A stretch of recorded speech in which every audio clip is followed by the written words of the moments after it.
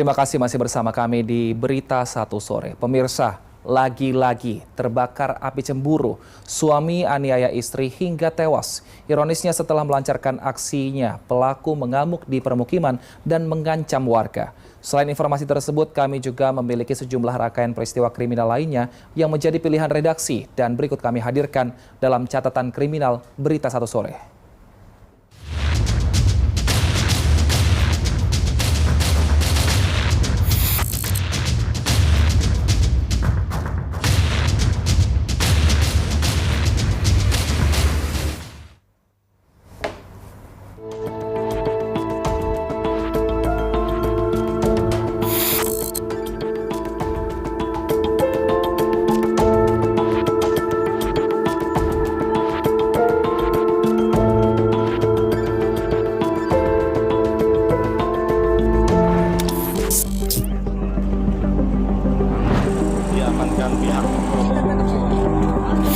Lagi-lagi terbakar api cemburu, suami aniaya istri hingga tewas.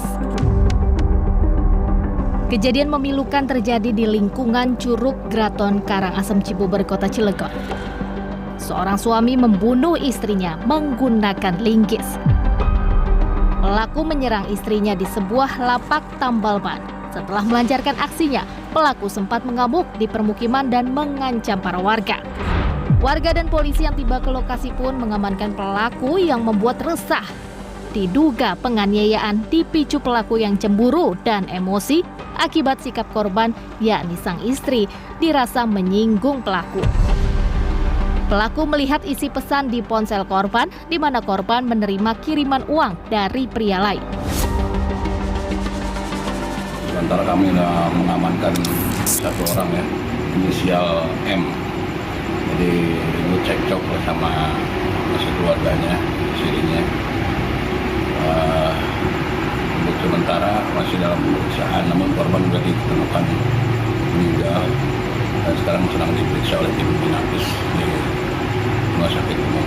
Kalau motif sih diduga ini cemburu, karena ini masih istrinya maupun istri sendiri.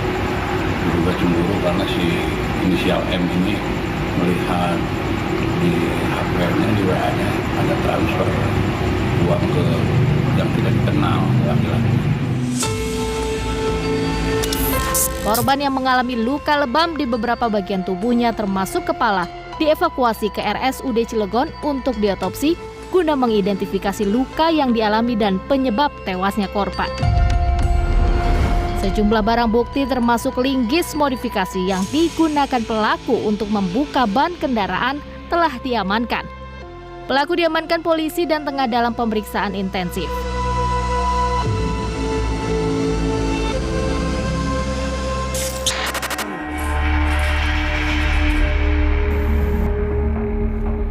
Penganiayaan dalam rumah tangga hingga hilangkan nyawa juga terjadi di Sidoarjo, Jawa Timur.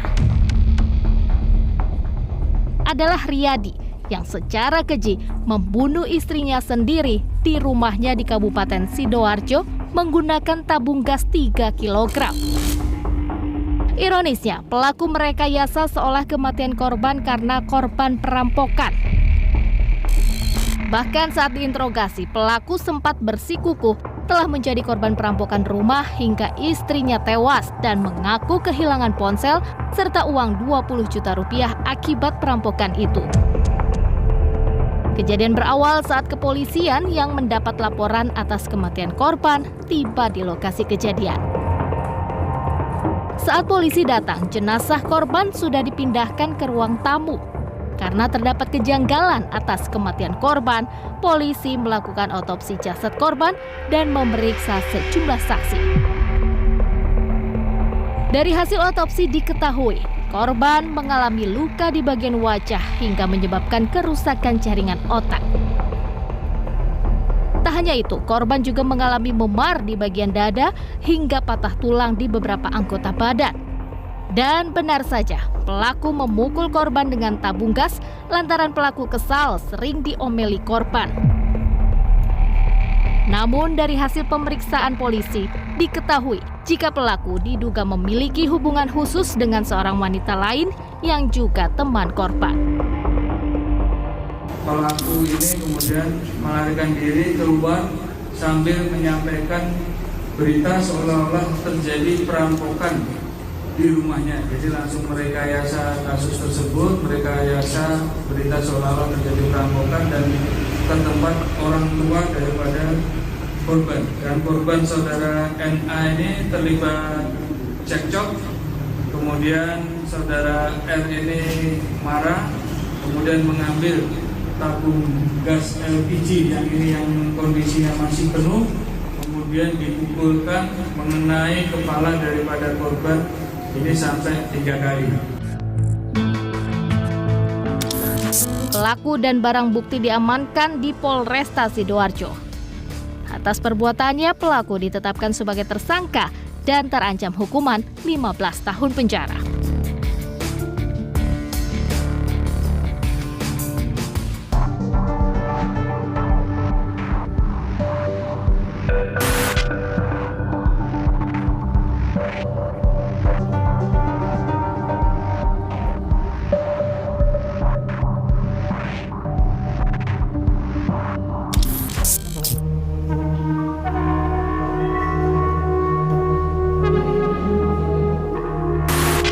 Hanya karena persoalan sepele, gegara emosi, timbullah penganiayaan secara keji.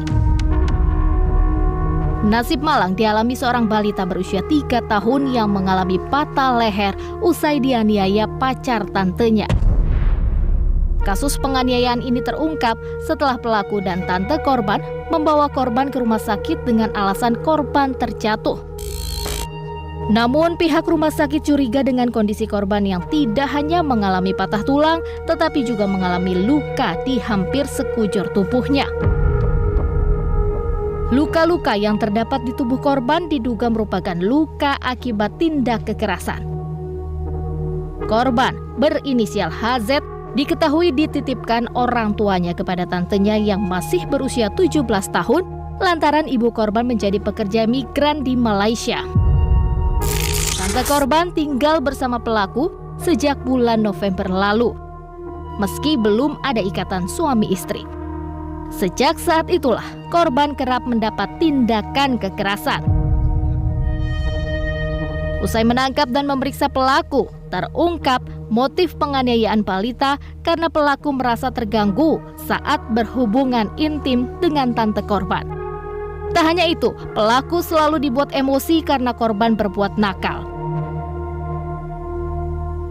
Dengan alasan bahwa korban Aset, anak usia 3 tahun ini sering rewel dan mengganggu hubungan asmara antara tersangka RA dan juga tante korban, maka tersangka sering melakukan kekerasan fisik dan penganiayaan terhadap korban Aset dengan cara menyundut dengan rokok, membanting, memukul, dan mencekik leher korban yang mengakibatkan korban menderita luka luar dan dalam, sehingga korban pada saat ini mengalami kritis. Sempat berjuang hidup dengan kondisi koma di Rumah Sakit Polri Kramat Jati, HZ menghembuskan nafas terakhirnya. Pelaku ditetapkan sebagai tersangka dan mendekam di Mapolres Jakarta Timur serta terancam hukuman 15 tahun penjara.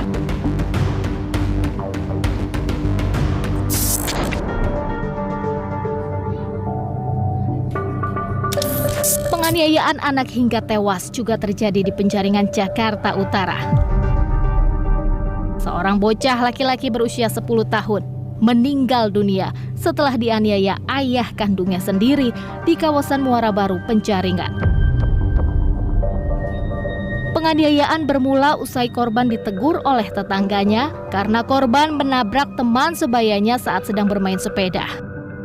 Mendengar hal itu, pelaku yang merupakan sang ayah kemudian kelap mata dan langsung melakukan aksi penganiayaan terhadap korban.